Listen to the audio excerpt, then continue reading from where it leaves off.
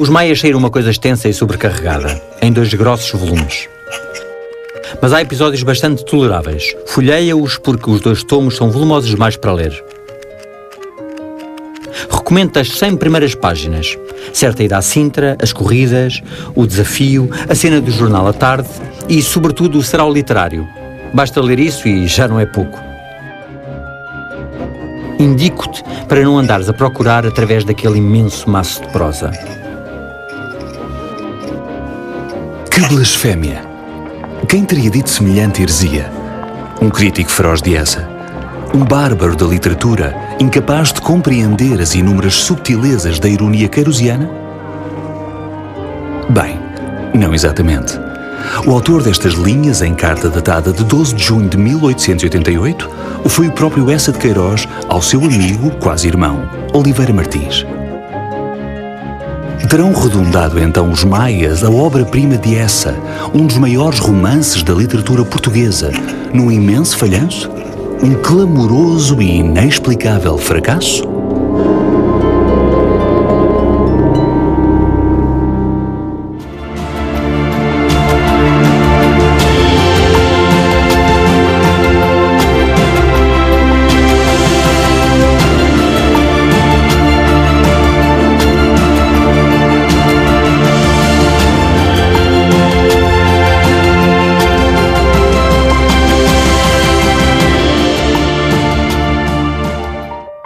Desde o começo dos Maias, Eça deixa entrever traços típicos do seu pensamento, a importância da educação e o anticlericalismo.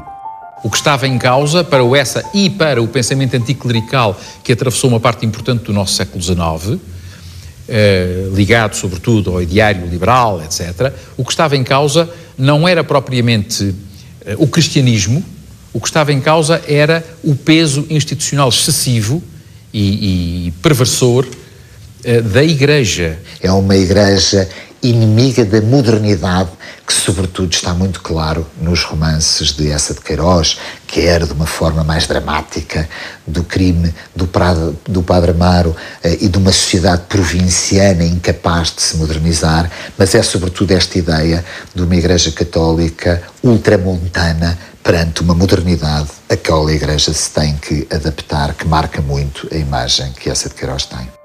Mas nem só a Igreja e a educação saíam mal no retrato de Eça. O Portugal romântico tinha outro pecado a apontar. Há sobretudo 2 temas muito fortes que ele associa ao romantismo. Um deles é o tema da educação, outro deles é o tema da condição da mulher. Eram fúteis, normalmente as mulheres do Eça são ou fúteis, ou portam-se mal, ou isto, ou aquilo, não sei o que, ninguém sai bem.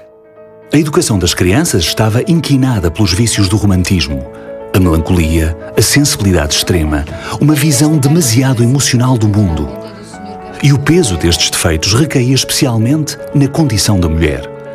A síndrome sentimentalista e idealista da mulher, como Flaubert a havia representado na Madame Bovary. Isso encontra-se em personagens femininas dos mais, por exemplo, na Maria Monforte, na Condessa de Golvarinho, etc. Em todas aquelas mulheres em quem o Eça surpreendia ou julgava surpreender defeitos de comportamento cuja razão de ser era a educação romântica, as leituras românticas, a música romântica, a convivialidade romântica. Seria afinal o cosmopolita Eça de Queiroz um machista? Um misógino? Eça de Queiroz é muitas vezes acusado de misoginia. Isto é, muitas vezes nos dizem, bem, Eça trata muito mal as mulheres. E eu reajo a isso sempre da mesma forma.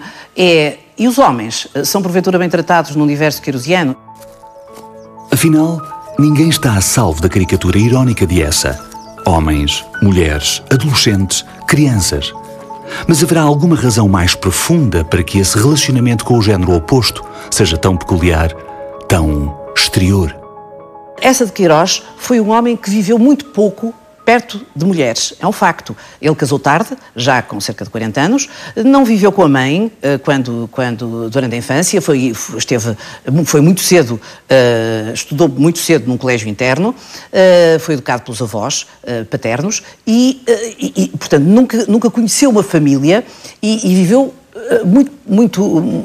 digamos, as mulheres estiveram pouco presentes na sua vida, no seu cotidiano. Póvoa do Varzim, 1845.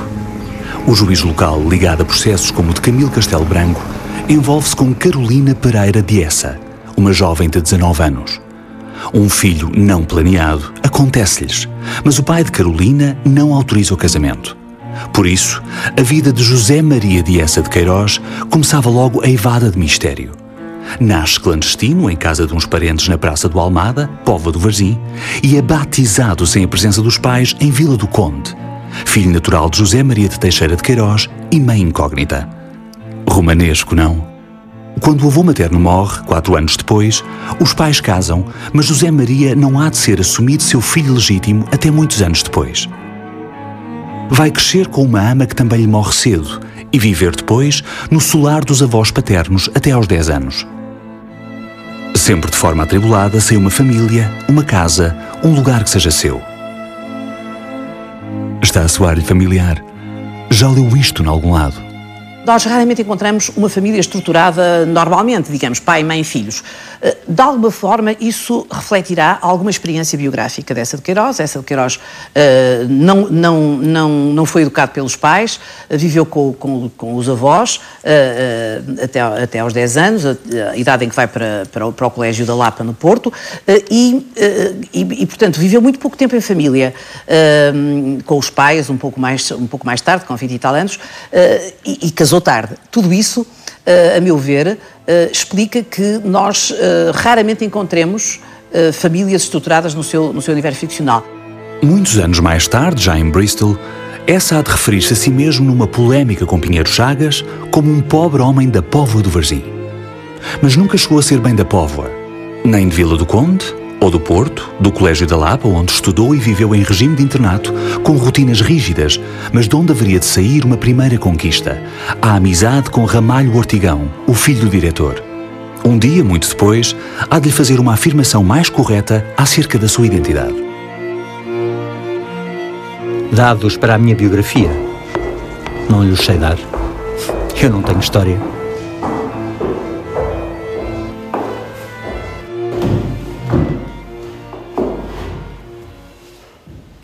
Restava aquela ideia do pai, findando numa poça de sangue no desespero dessa traição. Mas não conhecera seu pai. Tudo o que possuía dele e da sua memória para amar era uma fria tela mal pintada pendurada no quarto de vestir. De sua mãe não ficara nem um daguerreótipo, nem sequer um contorno a lápis. O avô tinha-lhe dito que era loira, não sabia mais nada. Não os conhecera, não lhes dormira nos braços, nunca recebera o calor da sua ternura. Pai, mãe, eram para ele como símbolos de um culto convencional. O papá, a mamã, os seres amados, estavam ali todos, no avô. Nos maias temos uma figura paterna, digamos assim, mas é um avô. O avô, e um avô sozinho, que é, de alguma forma, a figura, muito evidentemente, a figura tutelar, não é? Tutelar para Carlos da Maia e, de algum modo, tutelar também para Ega. E de facto, o avô dessa de Queiroz foi uma figura para ele tutelar. Ele sempre viajou ao longo da sua vida como diplomata, sempre viajou com o retrato do avô Queiroz. Surpreendido? Nem por isso. Muitos escritores povoaram a sua literatura de assombramentos pessoais. Mas essa não quer espiar angústias, frustrações.